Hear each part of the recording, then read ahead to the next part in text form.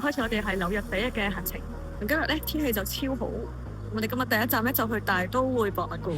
紐約大都會藝術博物館係全球最著名嘅藝術殿堂之一，佢唔單止係美國最大嘅藝術博物館，亦同故宮、大英博物館等並列為世界5大博物館之一。大都會嘅藏品堪稱一部百科全書，主館共3層，設234間陳列室，有古埃及藝術同歐洲繪畫部門等等。呢度係十分之大，要認真睇晒每一件展品要用1日時間。我哋就直衝睇梵高大師等名作。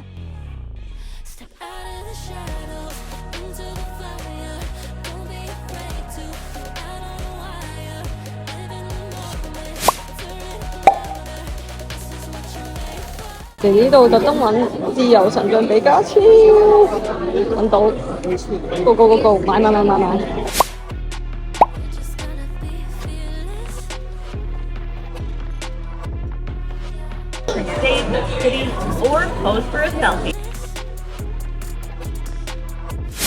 然後就嚟食 jam 都要食嘅 The Hello Guys， 普遍都要排20分鐘左右。主要買清真希臘烤肉飯，的確好食，一定要試。周末嘅時代廣場人山人海，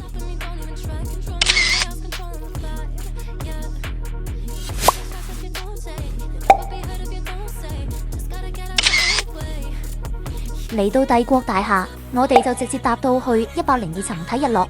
帝國大廈係紐約市內第4高嘅建築，雖然依家排名已經唔係最前列，但佢曾保持世界最高建築紀錄，長達近40年。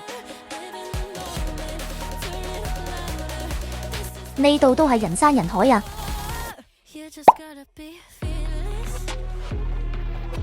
！86層個景就冇咁靚啦，被天網圍住。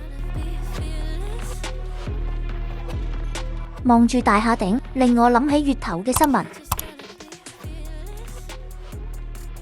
好啦，今日行程完結，聽日就去揾自由女神像啦，拜拜。